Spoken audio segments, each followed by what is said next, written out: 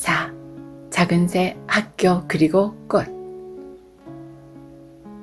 새집, 새로운 생활, 작고 소박한 희망. 나는 집마차 꼭대기에 아리스티데스 아저씨와 그의 조수 사이에 앉아 있었다. 화창한 날씨만큼이나 기분이 아주 좋았다. 포장이 안 된 길을 벗어나 하우 상파울루 고속도로에 들어서자 마차는 미끄러지듯 부드럽게 달렸다. 우리 곁으로 멋진 차가 지나갔다. 저기 포르투갈 사람 마누엘 발라다리스의 차가 지나가요. 우리가 아수지스 거리의 모퉁이를 지날 때 멀리서 들려오는 기적소리가 아침을 가득 채웠다. 저기 좀 보세요. 아저씨, 망가르치바가 지나가요. 넌 모르는 게 없구나. 기적소리만 들어도 알 수 있어요. 거리에는 말발굽 소리만 따각따각 들릴 뿐이었다. 나는 집마차가 새 것이 아니라는 것을 알고 있었다. 새 것은커녕 오히려 그 반대였다. 하지만 튼튼했고 짐작도 저렴했다. 2번은 왕복해야 우리 집 고물들을 다 나를 수 있을 것 같았다. 당나귀도 그리 튼튼해 보이진 않았지만 나는 아저씨의 비위를 맞춰주기로 했다. 굉장히 좋은 마차네요, 아저씨. 아직은 쓸만하지. 당나귀도 아주 멋져요. 이름이 뭐예요? 시가누. 그는 이야기를 나눌 마음이 별로 없어 보였다. 오늘은 참 재수가 좋은 날이에요. 생전 처음 마차도 타보고 포르투갈 사람 차도 봤고 망가르치바 기적소리도 들었잖아요. 하지만 아무런 대꾸가 없어 멋쩍어졌다. 아저씨, 망가르치바가 브라질에서 가장 중요한 기차인가요? 아니다. 이 노선에서만 중요하지. 별 도움이 되지 않았다. 어른들을 이해하는 것은 때때로 정말 힘이 든다. 새 집에 도착하여 나는 아저씨에게 열쇠를 건네주었다. 그리고 살갑게 대하려고 애썼다. 아저씨, 제가 도와드릴까요? 우리를 방해하지만 않아도 그에 도와주는 거다. 어디 가서 놀고 있거라. 돌아갈 때 부르마. 나는 그의 말대로 그 자리를 떴다. 민기뉴, 이제 우리는 늘 가까이 살게 됐어. 다른 나무들이 내 발밑에도 못 따라올 정도로 예쁘게 꾸며줄게. 있잖아, 민기뉴. 난 방금 큰 마차를 타고 왔는데 얼마나 부드럽게 달리는지 꼭 영화에 나오는 포장마차 같았어. 내가 보고 듣는 걸 모두 내게 얘기해 줄게. 알았지? 나는 잡초가 무성한 개울가로 갔다. 그리고 흐르는 구정물을 바라보았다. 지난번에 우리가 저 강을 뭐라고 부르기로 했었지? 아마존. 그래, 맞다. 아마존. 저 강 하류엔 사나운 인디언을 잔뜩 태운 배들이 분명히 있을 거야. 안 그러니, 민기뉴? 말도 마. 왜 아니겠어. 겨우 이야기를 시작하려는데 아리스티데스 아저씨가 문을 닫으며 나를 불렀다. 여기 있을래? 아니면 우리랑 같이 돌아갈래? 여기 있을래요. 엄마랑 누나들도 곧 도착할 거예요. 그러고는 집 안팎을 구석구석 살펴보기 시작했다. 처음에는 체면도 차리고 이웃들에게 좋은 인상도 주고 싶어서 난 얌전하게 행동했다. 그러던 어느 날 오후, 나는 여자용 검정 스타킹을 다시 찾아냈다. 그것을 끈 모양으로 말아 발끝을 잘라낸 다음 긴 연줄을 묶었다. 멀리서 천천히 줄을 잡아당기면 꼭 뱀 같았다. 컴컴한 밤이라면 성공할 것 같았다. 밤에는 남의 일을 간섭하는 사람이 아무도 없었다. 새 집이 모두의 마음을 바꿔놓은 것 같았다. 가족끼리 다정하게 지내던 일은 먼 옛날만 같았다. 나는 대문 앞에 앉아 방을 봤다. 길에는 전봇대의 희미한 불빛뿐이었고 큰 파두나무 울타리는 곳곳에 그늘을 들이우고 있었다. 공장에는 분명히 야근하는 사람이 있을 것이고 야근은 8시를 넘긴 적이 없었다. 9시는 좀처럼 되지 않았다. 잠시 공장 생각을 해보았다. 난 공장이 싫었다. 새벽 5시에 울리는 공장의 슬픈 작업 신호는 더욱 싫었다. 공장은 아침에 사람들을 집어삼켰다가 밤이 되면 지친 사람들을 토해내는 용 같았다. 게다가 스코필드 씨가 아빠에게 한 짓을 생각하면 더더욱 싫었다. 기회다. 저기 어떤 여자가 온다. 팔 밑에 양산을 끼고 손에는 핸드백을 들고 있었다. 샌들 뒷굽이 바닥에 부딪히는 소리까지 들을 수 있었다. 나는 대문 뒤로 달려가 숨었다. 그리고 뱀의 손잡이를 시험해 보았다. 말을 잘 들었다. 완벽했다. 나는 줄을 손가락에 끼우고 울타리 그늘에 몸을 숨겼다. 샌들 소리가 점점 더 가까워지고 이때다. 나는 뱀줄을 잡아당기기 시작했다. 그러자 뱀은 천천히 길 한복판으로 미끄러져 들어왔다. 일이 그렇게 되리라고는 상상조차 못했다. 여자가 어찌나 크게 비명을 질렀던지 사람들이 모두 잠에서 깬 것이다. 여자는 핸드백과 양산을 공중에 내던져버리고 소리를 지르면서 배를 움켜쥐었다. 사람 살려, 뱀이 나왔어요. 살려줘요. 문이 죄다 열렸다. 나는 모든 것을 팽개치고 쏜살같이 집으로 달려가 부엌으로 뛰어들었다. 빨래통 뚜껑을 급히 열고 속으로 들어가 안에서 뚜껑을 닫았다. 놀란 마음에 내 심장이 쿵쾅거렸다. 여자의 비명소리가 계속 들려왔다. 오 하느님 맙소사, 6달 된 뱃속의 애가 떨어지려고 해요. 이제 나는 후회를 지나서 두려움에 떨기 시작했다. 이웃 사람들은 그녀를 집 안으로 데리고 들어갔고 여인의 울음과 탄식은 그치지 않았다. 정말 못 참겠어요. 치가 떨려요. 내가 세상에서 가장 무서워하는 게 뱀인데. 오렌지 꽃물 좀 마시고 진정해요. 사람들이 몽둥이랑 도끼랑 길을 비출 등불을 들고 뱀을 쫓으러 갔으니 안심하세요. 헝겊조가리 작은 뱀 때문에 이런 난리라니. 정말 큰일은 우리 집 식구 중에 엄마랑 잔디라 누나랑 랄라 누나가 함께 나간 것이었다. 여러분, 뱀이 아닙니다. 낡은 여자 스타킹이에요. 너무 당황한 나머지 뱀을 거둬들이는 걸 잊었던 것이다. 이젠 끝장난 거나 다름없었다. 뱀 끄트머리에 끈이 달려 있었고 그 끈은 우리 집 뒤뜰로 이어져 있었다. 그러자 낯익은 세 사람의 목소리가 동시에 외쳤다. 바로 그 녀석 짓이군. 이제 사람들이 찾고 있는 것은 뱀이 아니었다. 그들은 침대 밑을 뒤졌으나 나를 찾지 못했다. 그들이 내 곁을 지나갈 때 난 숨조차 쉬지 않았다. 집 밖 뒤뜰에서도 나를 찾았다. 잔디라 누나가 뭔가 생각해낸 듯 싶었다. 어디 숨었는지 알 것 같아. 누나는 빨래통 뚜껑을 열고 내 귀를 잡아 올려 식당까지 끌고 갔다. 이번엔 엄마도 아주 세게 때렸다. 마치 슬리퍼가 노래하는 것 같았다. 나는 맞는 횟수도 줄일 겸 아픔도 돌 겸 송아지처럼 소리를 질러댔다.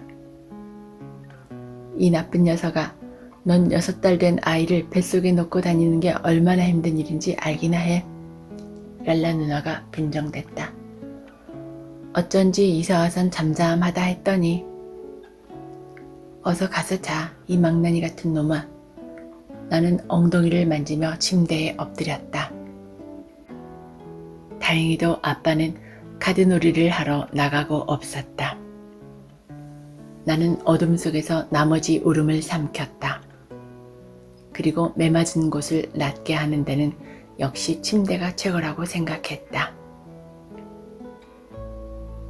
다음날 아침 나는 일찍 일어났다. 기니 할 일이 2가지 있었다. 우선 안 보는 척하며 주위를 살펴볼 작정이었다. 뱀이 아직 그 자리에 있다면 슬쩍 집어 셔츠 밑에 숨겨올 작정이었다. 다른 곳에서 또 써먹을 수 있을 것 같았다. 그러나 뱀은 없었다. 그만한 뱀을 구하기는 그리 쉽지 않을 것 같았다. 나는 발걸음을 돌려 진지냐 할머니 집으로 향했다. 에드문드 아저씨에게 할 말이 있었다. 퇴직자에겐 조금 이른 시간이라는 생각이 들기는 했지만 그래도 찾아갔다. 이른 시간이라 아저씨는 동물 도박을 하러 가지도 아저씨가 늘 말하는 대로 대변을 보러 가지도 신문을 사러 가지도 않고 집에 있을 거라고 생각했다. 정말로 아저씨는 응접실에서 새로운 종류의 카드점을 보고 있었다. 안녕히 주무셨어요, 아저씨? 대답이 없었다. 못 들은 척 하는 거였다. 아저씨가 별로 말하고 싶지 않을 때면 이런다는 걸 우리 집 식구는 누구나 알고 있었다. 그러나 내게는 어림도 없다. 게다가 나한테는 기머거리 행세를 한 적이 거의 없었다. 난 아저씨의 소매자락을 잡아 당겼다. 늘 그랬던 것처럼 아저씨의 흰색과 검정색 체크 멜빵이 참 멋있다고 생각했다. 응, 너 왔구나. 아저씨는 나를 못 보았다는 듯 꾸며댔다. 아저씨, 이 카드점 이름이 뭐예요? 시계점이다. 아주 예쁜 이름인데요. 나는 이미 카드 한 벌을 모두 알고 있었다. 내가 좋아하지 않는 카드는 잭뿐이었다. 왠지 모르게 잭은 왕의 시종처럼 보였다. 있잖아요, 아저씨. 할 얘기가 있어서 왔어요. 다 끝나간다. 끝나면 얘기하자. 얼마 안 있어 아저씨는 카드를 섞었다. 점괘가 떨어졌나요? 아니. 아저씨는 카드를 산처럼 쌓아 옆으로 밀어놓았다. 그래, 제제. 할 얘기가 돈 얘기냐? 그리고 손가락을 비볐다. 얘기해봐라. 혹시 구슬 살 돈 좀 있으세요? 아저씨는 웃었다. 돈이라 어디 보자. 아저씨가 호주머니에 손을 넣으려 하자 내가 재빨리 말렸다. 농담이었어요, 아저씨. 그게 아니에요. 그럼 뭐냐? 아저씨는 나의 조숙함을 좋아했다. 내가 배우지 않고도 글을 읽게 된 이후로는 더 말할 필요가 없었다. 아주 궁금한 게 하나 있어요. 아저씨는 노래하지 않고도 노래하실 수 있으세요? 그게 무슨 말이냐? 잘 보세요. 나는 작은 오두막집 한 소절을 불렀다. 그러니까 방금 노래를 불렀단 말이지? 맞아요. 전 소리내지 않고도 노래할 수 있어요. 아저씨는 나의 순진함에 웃었다. 그리고 내가 알고자 하는 것이 무엇인지 궁금해했다. 있잖아요, 아저씨. 제가 어렸을 땐 제 속에 작은 새가 있어서 그 새가 노래한다고 생각했어요. 내게 그런 새가 있다니 정말 놀랐구나. 아저씨, 제 얘기는 그게 아니에요. 요즘은 작은 새가 정말 있는지 의심이 간다고요. 어떤 때는 마음속으로 얘기도 하고 보기도 하면서 소리내어 말한단 말이에요. 아저씨는 내 얘기를 이해했는지 내가 혼동하는 것을 재미있어 했다. 내가 설명해주마, 제제. 그게 뭔지 아니? 네가 잘하고 있다는 증거란다. 커가면서 네가 속으로 말하고 보는 것들을 생각이라고 해. 생각이 생겼다는 것은 너도 이제 곧 내가 말했던 그 나이, 철드는 나이 말인가요? 잘 기억하고 있구나. 그땐 기적 같은 일들이 일어나지.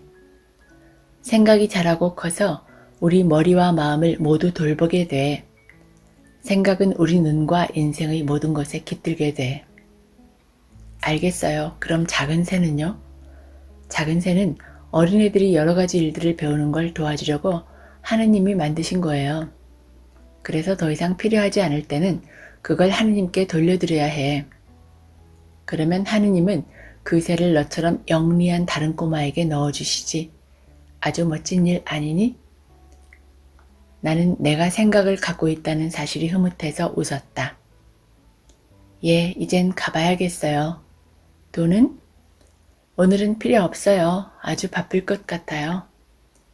이런저런 생각을 하며 거리로 나왔다. 우리를 슬프게 했던 일 하나가 떠올랐다. 뚜뚜까 형에게는 목에 흰줄이 2개나 있는 아주 예쁜 방울새 한 마리가 있었다. 어찌나 순한지 형이 모이를 줄 때면 형 손가락에 올라올 정도였다. 문을 열어놓아도 도망가지 않았다. 그런데 어느 날 형은 그 새를 뙤볕에 둔 채 그 사실을 잊어버렸고 뜨거운 기운을 이기지 못한 새는 죽고 말았다. 뚜뚜까 형은 죽은 새를 손에 올려놓고 얼굴에 비벼대며 울고 또 울었다. 그리고 이렇게 말했다. 앞으로 다시는 절대 다시는 새를 기르지 않을 거야. 나도 곁에 앉아 말했다. 뚜뚜까 형, 나도 다시는 새를 안 기르겠어. 나는 집에 도착하자마자 민기뉴에게로 갔다. 시르르까, 나 할 일이 있어 왔어. 뭔데? 같이 기다리자. 그래. 나는 민기뉴의 허리에 머리를 기대고 앉았다. 제제, 우리가 기다리는 게 뭔데? 하늘에 아주 예쁜 구름이 하나 지나가는 것. 뭘 하게? 내 작은 새를 풀어주려고. 그래, 풀어줘. 더 이상 새는 필요 없어. 우리는 하늘을 지켜보고 있었다. 저거 어떨까, 민기뉴? 잎사귀 모양의 크고 잘생긴 흰 구름 하나가 천천히 다가오고 있었다. 그래, 저거야, 민기뉴. 나는 가슴이 뭉클해져 벌떡 일어나 셔츠를 열었다. 내 메마른 가슴에서 새가 떠나가는 것을 느낄 수 있었다.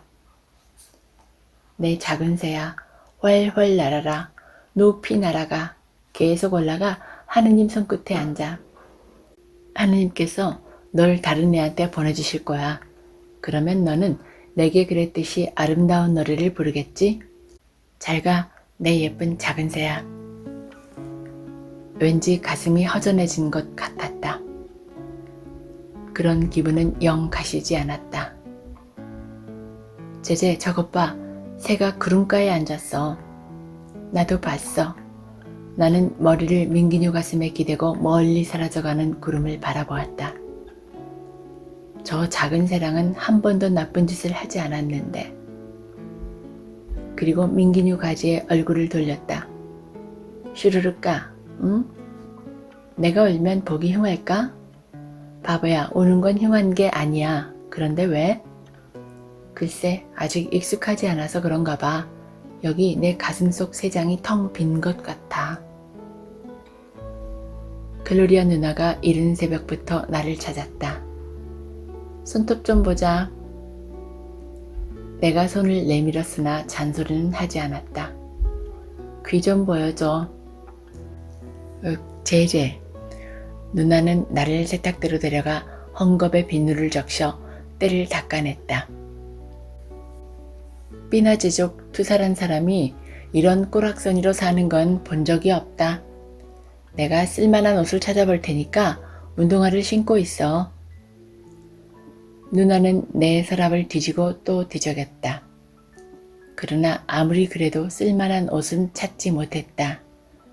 하나같이 구멍이 났거나 찢어졌거나 헝겊을 대고 기웠거나 실로 꿰맨 것들이었다. 누구한테 얘기할 필요도 없어. 이 사람만 봐도 얼마나 지독한 애인가 금방 표시가 나잖아. 이걸 입자. 그래도 이게 가장 나은 것 같다. 그리고 우리는 앞으로 내게 있을 놀라운 발견을 향해 나아갔다. 초등학교에 다다르자 등록을 하기 위해 어른 손을 잡고 온 아이들로 북적댔다. 제제, 앞으론 말썽 피우면 안 돼. 알았지? 우리는 아이들이 가득한 방으로 들어갔다. 모두들 서로의 얼굴을 멀거니 쳐다보고 있었다. 마침내 우리가 교장실로 들어갈 차례가 되었다. 아가씨 동생인가? 네, 선생님. 어머니는 시내에 일하러 가셔서 못 오셨어요. 요 교장은 나를 천천히 뜯어보았다. 두터운 안경 때문인지 눈이 매우 크고 까맣게 보였다. 우스꽝스럽게도 얼굴에는 남자처럼 수염이 나 있었다. 그 때문에 교장이 되었는지도 모르겠다. 너무 어려 보이는데? 나이에 비해 작아서 그래요. 이래봬도 벌써 글을 깨쳤어요. 애야, 너 몇 살이지? 2월 26일이면 6살이 돼요, 선생님. 좋아, 서류를 작성해 볼까? 우선 부모님 성함을 말해봐요. 글로리아 누나가 아빠의 이름을 말했다. 그런데 엄마의 이름은 에스테파니아 지 바스콘셀러스라고만 말했다. 나는 잠자코 있지 못하고 누나의 말을 바로잡았다. 에스테파니아 피나제 지 바스콘셀러스예요. 응? 누나가 얼굴을 붉혔다. 피나제요. 어머니는 인디언 후손이시거든요. 나는 내가 학교에서 인디언 성을 가진 유일한 학생이 되리라는 사실이 자랑스러웠다. 글로리아 누나가 서류에 서명을 했다. 그러고도 쭈삣거리며 서 있었다. 뭐 다른 할 얘기가 있나 아가씨? 저 교복 말인데요. 선생님께서도 아시겠지만 아버지께서는 일자리를 아직 못 구하셨고 그래서 저희 형편이 어렵거든요. 이 말은 교장이 내 키와 치수를 어림해 보기 위해 내게 한 바퀴 돌아보라고 했을 때 옷을 기운 흔적들이 나타나 여실히 증명되었다. 그녀는 종이에 치수를 적어주며 안으로 가서 에울라리아 아줌마를 만나보라고 하였다. 에울라리아 아줌마도 내 키를 보고 놀랐다. 가장 작은 치수를 입었는데도 긴 바지를 입은 병아리 같았다. 이것밖에 없는데 너무 크네. 정말 얘는 너무 작아. 제가 가져가 줄일게요. 교복을 2벌이나 공짜로 받은 것에 만족해하며 우리는 그곳을 나왔다. 민기뉴가 새 교복을 입은 나를 보고 어떤 표정을 지었을지 상상해 보시라. 나는 매일매일 일어난 일들을 민기뉴에게 하나도 빠짐없이 말해주었다. 큰 정을 쳐. 하지만 교회 정만큼 크지는 않아. 알겠니?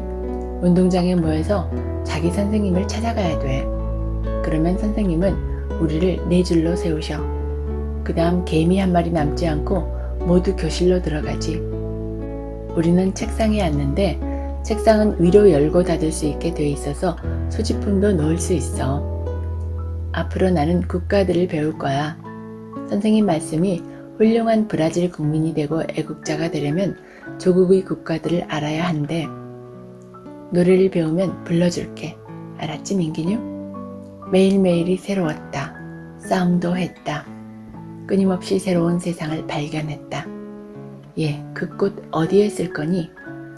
아주 깔끔한 여자아이였다.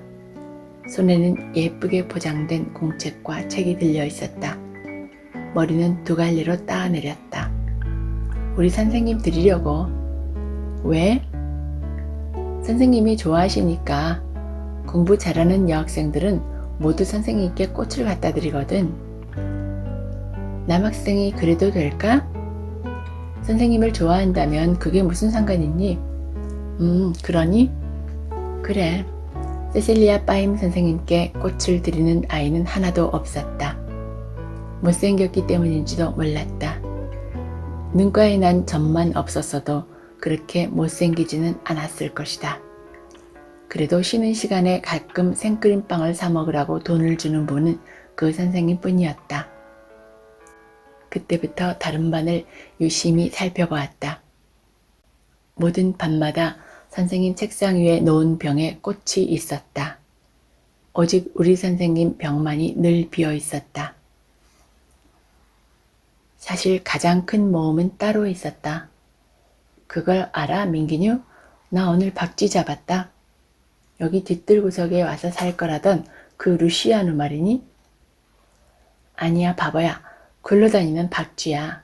학교 근처에서 차가 속도를 줄일 때 차 뒤에 달린 바퀴에 매달리는 거야. 그렇게 한참 달리면 기분이 아주 좋아져. 그러다가 차가 모퉁이를 돌기 전에 다른 차가 오는지 보려고 멈추거든. 그때 깡충 뛰어내리면 돼. 그래도 조심해야 해. 너무 빨리 내리면 엉덩방아를 찢거나 팔이 부러질 수도 있으니까. 나는 수업 시간과 노는 시간에 일어난 일들도 모두 얘기해 주었다. 국어 시간에 세실리아 빠임 선생님이 나보고 반에서 가장 잘 읽는 학생이라고 했다는 이야기를 해 주었을 때 민기뉴가 우쭐해하던 모습은 직접 보지 않은 사람에게는 뭐라 설명할 수가 없다. 가장 장독을 잘하는 학생. 그러자 갑자기 의심이 생겼다. 우선 에드문드 아저씨에게 장독이 맞는 말인지 물어봐야 할 것 같았다. 다시 박쥐 얘기를 하자, 민기뉴. 얼마나 재밌느냐 하면은 너를 말처럼 타고 달릴 때랑 같은 기분이야. 하지만 나오고 달릴 땐 위험하지 않잖아. 위험하지 않다고? 우리가 들소와 물소를 사냥하러 서부 들판을 달릴 때 네가 미친 듯이 달리는 건 어떻고? 잊은 거야? 민기뉴는 말로 나를 당해본 적이 없었기에 순순히 내 말을 인정해야만 했다. 민기뉴, 어떤 차가 한 대 있는데 그 차는 애들이 넘보지 못하는 차야. 어떤 차인지 알니? 마누엘 발라다리스라는 포르투갈 사람 차야. 너 이렇게 흉한 이름을 들어본 적이 있니? 마누엘 발라다리스. 정말 흉하다. 나도 생각하고 있는 게 하나 있는데 내 생각이 뭔지 내가 모를 줄 알아? 나도 알아. 하지만 당분간은 안 돼. 난 조금 더 연습을 해야 하거든. 위험한 모험을 하기 전에. 기쁨 속에서 하루하루가 흘러갔다. 어느 날 아침 나는 꽃을 들고 선생님 앞에 나타났다. 선생님은 감동해서 나를 신사라고 불러주었다. 민기뉴, 그게 무슨 말인지 아니? 신사는 왕자처럼 점잖은 사람이야. 나는 점점 더 수업에 재미를 붙였고 공부도 더 열심히 했다. 학교에서는 나를 욕하는 사람이 없었다. 그래서 글로리아 누나는 내가 서랍 속에 악마를 가둬두고 딴 아이가 된 것 같다고 말했다. 너도 내가 변하고 있다고 생각하니, 민기뉴? 그런 것 같기도 해. 그래? 그렇다면 비밀 한 가지 얘기해 주려고 했는데 말하지 않을래. 나는 민기뉴에게 화가 나서 나와버렸다. 그러나 민기뉴는 내 화가 오래가지 않으리라는 것을 알고 있기 때문에 그다지 신경 쓰지 않았다. 비밀이란 내가 밤에 벌인 일에 관한 것이었다. 조바심에 찬 내 심장은 가슴 밖으로 튀어나올 듯 세차게 두근댔다. 공장의 사이렌이 울리고 사람들이 쏟아져 나왔다. 여름에는 낮이 밤을 천천히 끌어오는 것 같다. 저녁 식사 시간도 천천히 다가왔다. 나는 뱀 장난도 다른 장난도 칠 생각을 않고 대문 앞에 얌전히 앉아 엄마를 기다렸다. 잔디라 누나가 이상하게 여기고 풋과일을 먹어 배가 아픈 것이 아니냐고 물어보기까지 했다. 엄마의 모습이 길모퉁이에 보였다. 분명 엄마였다. 이 세상 누구도 엄마와 닮은 사람은 없다. 나는 벌떡 일어나 달려갔다. 다녀오셨어요, 엄마? 나는 엄마의 손에 입을 맞췄다. 거리의 희미한 불빛 아래서도 엄마의 피곤한 모습을 알아볼 수 있었다. 엄마, 오늘 일 많이 하셨어요? 그래, 방적기가 어찌나 열을 뿜어댔는지 견디기가 힘들었다. 바구니 저 주세요. 엄만 피곤하시잖아요. 나는 빈 도시락이 든 바구니를 받아들었다. 오늘도 장난 많이 쳤니? 조금요, 엄마. 그런데 우리 제자가 웬일로 날 마중 나왔을까? 엄마는 뭔가 눈치챈 것 같았다. 엄마는 그래도 아주 조금은 절 사랑하시죠? 다른 애들과 똑같이 너를 사랑해요. 그런데 왜? 엄마, 나르딘유가 누군지 아세요? 안짱다리의 조카 말이에요. 엄마는 빙그레 웃었다. 알 것도 같다. 엄마, 그 애 엄마가 그 애한테 양복을 해주셨던 게 있거든요. 아주 멋져요. 초록에 하얀 줄이 있는 거요. 목까지 단추를 잠그는 조끼도 있어요. 그런데 그게 걔한테 작아졌대요. 그리고 그 애한테는 그걸 물려줄 동생도 없고요. 그래서 팔려고 한대요. 엄마가 사주실래요? 아이고 얘야, 우리 형편이 어렵잖니. 돈은 2번에 나눠서 내도 된대요. 그렇게 비싸지도 않아요. 품삯은 내지 않는 거나 마찬가지예요. 나는 전당포 주인 자꼬비 하는 말을 되풀이했다. 엄마는 잠시 계산을 하는 것 같았다. 엄마, 난 우리 반에서 공부를 가장 잘해요. 선생님이 그러는데 내가 우등상을 탈 거래요. 사주세요, 엄마. 새 옷을 입어본 지 얼마나 오래된 줄 아세요? 엄마가 계속 잠자코 있어서 나는 더욱 조바심이 났다. 생각해보세요, 엄마. 그 옷이 아니면 생전 시인의 옷은 못 입어볼 거예요. 그걸 사주시면 랄라 누나가 비단 헝겊 조각으로 이렇게 큰 나비 넥타이를 만들어줄 거예요. 알았다, 얘야. 일주일 동안 밤일을 해서라도 사주마. 나는 엄마의 손에 키스를 했다. 그리고 그 손에 내 얼굴을 댄 채 집까지 왔다. 이렇게 해서 난 시인의 옷을 입게 되었다. 어찌나 멋져 보였는지 에드문드 아저씨는 나를 데리고 사진을 찍으러 가져왔다. 학교, 꽃, 학교. 고드프레드가 우리 교실로 찾아오기 전까지는 모든 일이 순조로웠다. 고드프레드는 양해를 구하고 들어와 세실리아 파임 선생님과 몇 마디 이야기를 나눴다. 내가 알 수 있었던 건 단지 그가 병에 꽂힌 꽃을 가리킨 것 뿐이었다. 그가 나갔다. 선생님은 슬픈 얼굴로 나를 바라보았다. 수업이 끝나자 선생님은 나를 불렀다. 제제 할 얘기가 있다. 잠깐 남아있어라. 선생님은 한없이 핸드백을 뒤적였다. 마치 내게 말을 꺼낼 용기를 핸드백 속의 물건들 사이에서 찾고 있는 것 같았다. 그리고 마침내 결단을 내린 듯 입을 열었다. 제제, 고드프리드가 너에 대해서 아주 나쁜 얘기를 하더라. 그게 사실이니? 나는 머리를 끄덕였다. 꽃에 관한 얘기죠? 그렇죠, 선생님? 왜 그런 짓을 했니? 아침에 일찍 일어나서 세르주뉴 집 정원으로 갔어요. 대문이 열려 있어서 재빨리 들어가 꽃을 하나 꺾었어요. 하지만 그곳엔 꽃이 엄청 많아서 표시도 나지 않아요. 그래도 그렇지, 그건 옳은 일이 아니야. 더 이상 그런 짓을 하면 안 된다. 큰 도둑질이 아니더라도 아무튼 도둑질은 도둑질이야. 아니에요, 선생님. 안 그래요. 이 세상은 하느님 것이죠? 이 세상 모든 것이 하느님 거잖아요. 그러니까 꽃들도 하느님 거예요. 내가 조리 있게 대꾸하자 선생님은 깜짝 놀랐다. 선생님, 그렇게 할 수밖에 없었어요. 우리 집에는 정원이 없어요. 꽃을 사려면 돈이 들고요. 그리고 전 선생님 벽만 늘 비어있는 것이 마음 아팠어요. 선생님은 마른 침을 삼켰다. 가끔 선생님께선 생크림빵을 사라고 저한테 돈을 주셨잖아요. 그렇지요? 매일 주고 싶어도 네가 종종 사라져 버렸어. 전 매일 받을 수가 없었어요. 왜?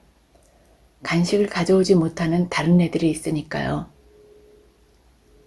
선생님은 핸드백에서 손수건을 꺼내 나 몰래 슬쩍 눈물을 닦았다. 선생님, 올빼미를 못 보셨어요? 올빼미가 누군데? 저만큼 작은 흑인 여자애예요. 꼭대기에 머리를 들어 끈으로 묶으네요. 아, 도로뜰리아 말이구나. 네, 선생님. 도로뜰리아는 저보다 더 가난해요. 다른 여자애들은 그 애가 깜둥이인데다가 가난뱅이라서 같이 놀려고도 하지 않아요. 그래서 그 앤 매일 구석에 혼자 웅크리고 앉아 있어요. 전 선생님께서 주신 돈으로 산 생크림빵을 그 애하고 나눠 먹었어요. 선생님은 이번엔 아주 오랫동안 코에 손수건을 대고 있었다. 선생님께서 가끔 저 대신 그 애한테도 돈을 주셨으면 좋았는데 그의 엄마는 남의 집 빨래를 하세요. 애들이 11명이나 된대요. 게다가 모두 아직 어리고요. 우리 진진이 할머니께서도 토요일마다 그의 집에 쌀과 콩을 갖다 주시며 돕고 계세요. 저도 엄마가 작은 것이라도 더 가난한 사람과 나눠야 한다고 하셔서 제 생크림빵을 나눠 먹은 거예요. 이제 선생님의 눈물은 하염없이 흘러내렸다. 전 선생님이 우시라고 그렇게 한 게 아니에요. 이제는 꽃을 훔치지 않고 공부만 열심히 하겠다고 약속할게요. 그게 아니다, 제제. 이리 와봐라. 그리고는 내 손을 꼭 잡았다. 넌 정말 고운 마음씨를 가졌으니까 나하고 약속 하나 하자, 제제. 약속할게요. 하지만 선생님을 속이고 싶진 않아요. 전 마음씨가 곱지 않아요. 선생님께서는 집에서 제가 어떤지 모르셔서 그러세요. 상관없어. 내겐 내가 아주 고운 애란다. 앞으로는 내가 꽃을 가져오지 않았으면 좋겠다. 내가 얻어오는 거라면 모르지만 말이다. 약속하겠니? 약속해요, 선생님. 하지만 병은요? 늘 비어있어야 하나요? 이 병은 결코 비어있지 않을 거야. 난 이 병을 볼 때마다 이 세상에서 가장 아름다운 꽃을 보게 될 거야. 그리고 이렇게 생각할 거야. 내게 이 꽃을 갖다 준 아이는 세상에서 가장 착한 나의 학생이라고. 그럼 됐지? 이제 선생님은 미소를 보였다. 그리고 내 손을 놓으며 아주 부드럽게 말했다. 이제 가봐라. 황금 같은 마음씨를 가진 아이야.